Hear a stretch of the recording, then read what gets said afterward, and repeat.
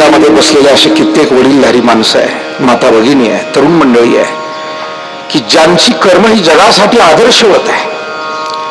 चांगली शेती करणारे, आईवडिलाचा सांभाळ करणारे, चांगली नोकरी करणारे, चांगला व्यापार करणारे, सामाजिक सेवा चांगली करणारे, धार्मिक सेवेमध्ये योगदान देणारे अशी पुष्कळ माणसं आम्ही दररोज फिरताना पाहतो.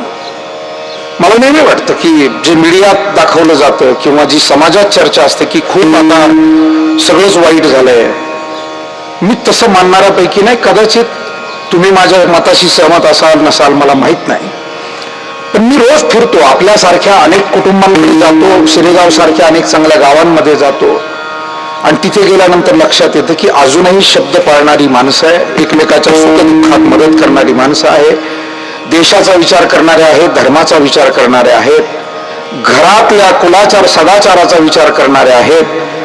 भावाभावामध्ये अजूनही अनेक ठिकाणी प्रेम आहे, शेजाऱ्यामध्ये शेजार धर्म जपला जातोय. तरुण पिढीमध्ये सुद्धा वडीलधाऱ्यांविषयी आस्था आदर असलेले.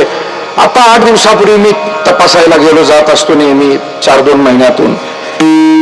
एक नातू इतक्या आवडीनं आजोबाचा हात धरून त्यांना घेऊन आलेला होता, तो त्यांना बसवत होता, उठवत होता तपासायला. मी 10 मिनिट पाहून मंत्रमुग्ध झालो. आणि मग असं कसं म्हणता येईल की जगामध्ये सगळंच चुकलेलं आहे?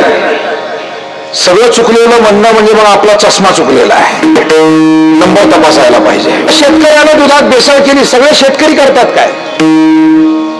एका व्यापाऱ्याने नफेखोरी केली, सगळे व्यापारी तसं वागतात काय? एखादा कर्मचारी अधिकारी भ्रष्ट निघाला, सगळे अधिकारी कर्मचारी तसे असतात काय? समाजामध्ये आपणही फिरतो, आपल्याला यावतीभोवती अनुभव येतो आणि बारकाईने अभ्यास करा. आजही हे कलियुग असलं तरी माझा दावा आहे 80% लोक नीतिमत्ता पाळणारे आहेत. आणि ते जर नसते तर भारताचा श्रीलंका, बांगलादेश आणि नेपाळ याच्या आधीच झाला असता. विधान